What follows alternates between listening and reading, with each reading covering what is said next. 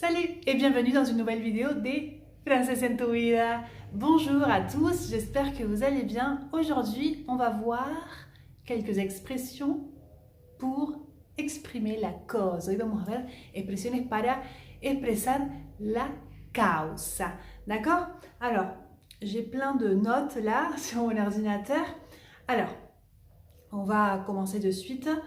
Alors, tout d'abord, le premier point, c'est quelques questions portant sur la cause, ¿eh? Algunas preguntas justamente que tienen ese sentido de causa. Par exemple, on a avec la première structure pourquoi plus indicatif. Pourquoi est-ce pour bien? Pourquoi plus indicatif? Par exemple, pourquoi est-ce qu'il n'a pas assisté à la réunion? Pourquoi est-ce qu'il n'a pas assisté à la réunion? ¿Por qué no asistió, no estuvo en la réunion? Donc tu vois, pourquoi plus indicatif. Ça, c'est le premier point. Ensuite, on a le deuxième. Comment se fait-il que plus subjonctif? Comment se fait-il que? Hein? Comment est possible que? Alors, attention, là, c'est plus subjonctif. Par exemple, comment se fait-il qu'il ne soit pas là? Comment se fait-il qu'il ne soit pas là? ¿Cómo es posible que no esté? Hein? Es como, hago la traducción, mais c'est ça. Hein? Comment se fait-il que? Hein? Donc, qu'il ne soit pas là. Hein? Attention, le subjonctif, qu'il ne soit, d'être, ¿no? De estar, pas là. Podemos usar también algo, una forma más de la langue familière, algo más informal, langue familière. Por ejemplo, comment ça se fait que, plus subjonctif, comment ça se fait que. ¿Cómo es posible que? Lo mismo, pero acordate que ellos, como sa, con ese sa que es el demostrativo, marcamos justamente una forma un poquito más familière. Comment ça se fait qu'il n'ait pas encore Internet? Comment ça se fait qu'il n'ait pas encore Internet? ¿Cómo es posible que aún él no tenga Internet? Hein? Ouais, c'est bizarre. Donc tu vois, donc ça, si tu ajoutes le ça se fait, es más familier. Bien. Luego tenemos comment expliquer. Comment expliquer plus non, hein, más un substantivo. Comment expliquer cet échec? Comment expliquer cet échec? Voilà. Hein? Y la última, comment expliquer que. Alors, comment explicar que. Alors là, tu as le que, donc ça va être suivi d'un subjonctif. Comment expliquer qu'il se soit trompé à ce point? Hein? Comment expliquer qu'il se soit trompé à ce point? ¿Cómo explicar que se equivoca tanto, a ce point, a ce punto? ¿Cómo se pudo equivocar tanto? Donc tu vois, plus subjonctif. Ça va? Bon, je t'ai expliqué toutes les formes donc de poser les questions et maintenant on va voir les structures pour justement répondre, hein, en justement voulant mettre la cause. Hein? Alors, réponse, par exemple, parce que, ¿por qué? Hein? J'ai la question pourquoi et contesto parce que. Pourquoi est-ce qu'il n'est pas venu? Pourquoi est-ce qu'il n'est pas venu? ¿Por qué no vino? Parce qu'il était malade, porque estaba enfermo, parce qu'il était malade. Il n'est pas venu parce qu'il était malade. Ça, c'est la première. Ensuite, on a comme. El comme, ça va être en début de phrase avec la cause. Hein? En début de phrase. Comme il était malade, il n'est pas venu. Comme il était malade, il n'est pas venu. Como estuvo enfermo, no vino. Hein? Il n'est pas venu. Bien. Et là, tu as justement le passé composé. Después tenemos el puisque. Puisque es una causa evidente, o conocida. Uno sabe por qué causa, entonces va a usar el puisque. Puisqu'il a une jambe cassée, il ne pourra pas faire de ski. Puisqu'il a une jambe cassée, il ne pourra pas faire du ski. Claro, porque tiene una pierna rota, él no podrá esquiar. Donc tu vois, cause évidente, on connaît la cause, hein, donc c'est puisque, c'est muy importante, puisque. Después, sigo.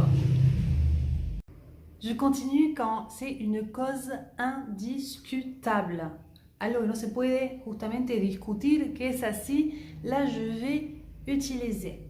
Étant donné que, vu que, du fait de, en raison de. Tout ça, ce sont des causes indiscutables. Par exemple, étant donné que Paris est une belle ville, beaucoup de touristes la visitent. Hein? Tu es d'accord? Raconte-moi dans les commentaires si tu es déjà allé à Paris, si tu as visité Paris et tout ça, ou si tu aimerais aller à Paris. J'imagine que oui. Hein? Moi, j'y vais tous les ans parce que ma mère a une maison là-bas, donc j'y vais tous les ans. Hein? Alors, un autre exemple. Vu le mécontentement général, le ministre ne sera pas reconduit dans ses fonctions. Ça va? Donc, vu le mécontentement général, le ministre ne sera pas reconduit dans ses fonctions. Donc là, on utilise le vu. Et le premier exemple, étant donné que. Ça va? Ensuite, tu as sous prétexte que. Sous prétexte que, c'est comme en espagnol. Là, c'est une cause qui est contestée. Par exemple, il n'est pas venu sous prétexte qu'il était malade. Il n'est pas venu sous prétexte qu'il était malade. Ça va? Je dis toujours ça va, ça va, ça va, ça. Si tu comptes, mais ça va dans la vidéo, oui. Ok, bien Mélanie, ça va, mais...